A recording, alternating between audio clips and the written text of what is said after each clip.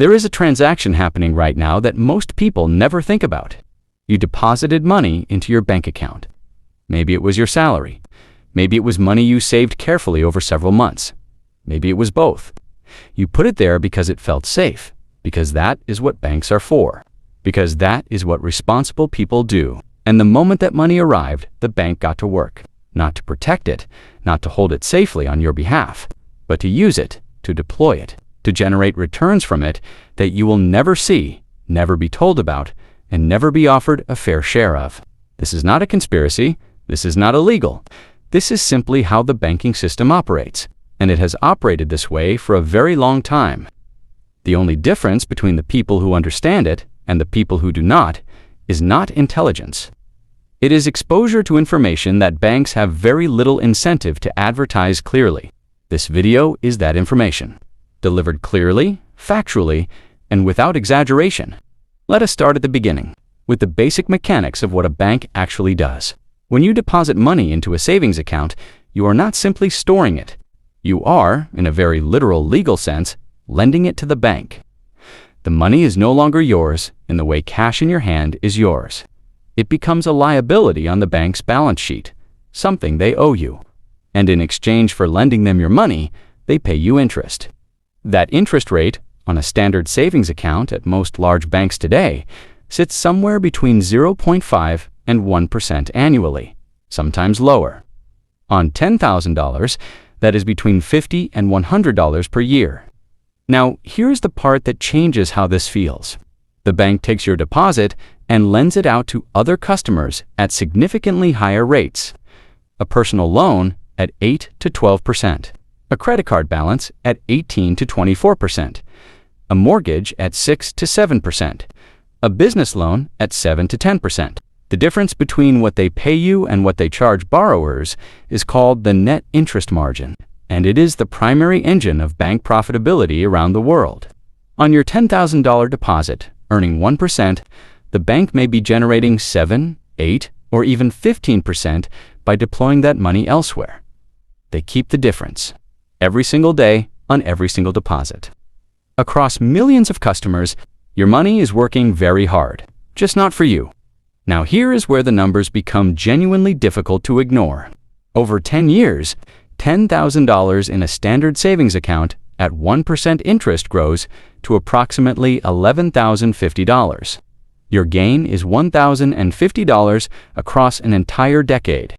But factor in inflation, averaging 3% annually over that same period. And the purchasing power of your $11,000 is actually worth less in real terms than your original $10,000 was when you deposited it. The number grew, the wealth did not. Meanwhile, the bank, deploying that same deposit at even a modest average of 7% across various lending products, generated approximately $19,600 from your $10,000 over the same 10-year period. They made $9,600 from your money. They gave you $1,050 of it. They kept the rest. Again, this is not illegal, this is the business model. But seeing it written out in plain numbers produces a different feeling than simply knowing vaguely that banks make money somehow. There is a psychological dimension to this that is worth understanding as well. Banks are extraordinarily good at making their customers feel that the savings account relationship is a service being provided to them. The language used is carefully constructed. Your money is safe. Your funds are protected. Your account is insured. All of that is true. The deposit protection is real. The safety is genuine for the purpose of not losing your principal. But safety and growth are two entirely different things.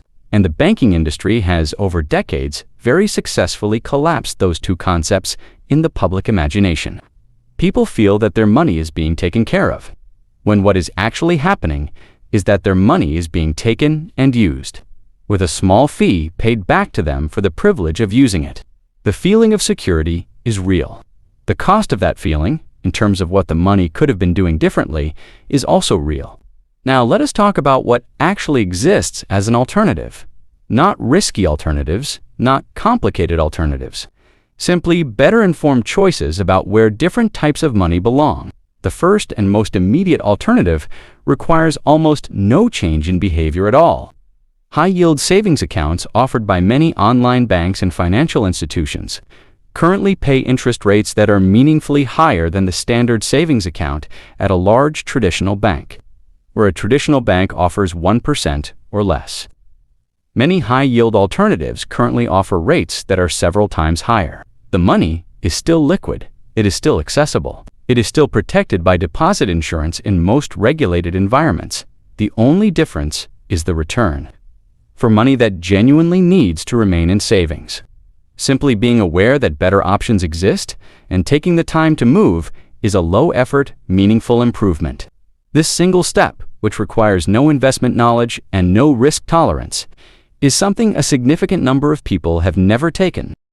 The second alternative is about understanding the purpose of different pools of money. Not all of your money serves the same function. Some money needs to be immediately accessible for genuine short-term needs. That money belongs in savings, ideally a better savings option than the default. But other money that you genuinely will not need for several years, serves an entirely different purpose. Its purpose is to grow, and a savings account is not designed to grow money in any meaningful sense. It is designed to hold money safely in the short term. When people treat their savings account as the destination for all of their money, regardless of its purpose or timeline, they are using a short-term tool for a long-term job. And the result, decade after decade, is that the long-term money does the same thing the short-term money does. It sits. It earns almost nothing. And the gap between where it ended up and where it could have gone becomes one of the quieter financial regrets of middle age. Understanding that money has different jobs, and that different jobs require different places, is one of the most practically useful shifts in financial thinking available to anyone at any income level. The third alternative is simply financial awareness itself. Most people interact with their bank the way they interact with a utility provider. They set it up, they forget about it. They assume that because nothing bad is happening, everything is fine. But the bank is not a utility. It is a business, and like any business, it is optimized to generate profit. The products it offers most prominently, the accounts it makes easiest to open, the defaults it sets when you sign up, are not designed with your maximum financial benefit as the primary objective. They are designed with the bank's profitability as the primary objective. This does not make banks villains. It makes them businesses. And understanding that you are a customer of a business, rather than a beneficiary of a service, changes how you engage with the relationship. It means asking what rate you are actually receiving and whether better options exist. It means understanding what the institution is doing with your deposits. It means making active choices about where your money lives rather than accepting whatever default you were placed in at the moment of opening an account. Awareness is not paranoia. It is simply the difference between being a passive participant in a system and being an informed one. There is a broader observation worth making at the end of all of this. The gap between what financial institutions know about money and what the average person knows about money is not accidental. Financial literacy is not taught meaningfully in most schools. The terminology of banking and finance is genuinely complex and creates a barrier to understanding that benefits those who are already inside the system. None of this requires anger or suspicion, but it does require curiosity. The person who takes the time to understand how the system they are operating inside of actually works. Who asks simple questions like, what is my money earning and what is it being used for? Is in a fundamentally different position than the person who never asks. Not because asking those questions leads to dramatic overnight change, but because awareness accumulated over time and translated into small, consistent, better-informed decisions is how financial trajectories shift. Your money is already working. Every dollar in every account is doing something for someone. The question worth sitting with is whether it is doing enough for you.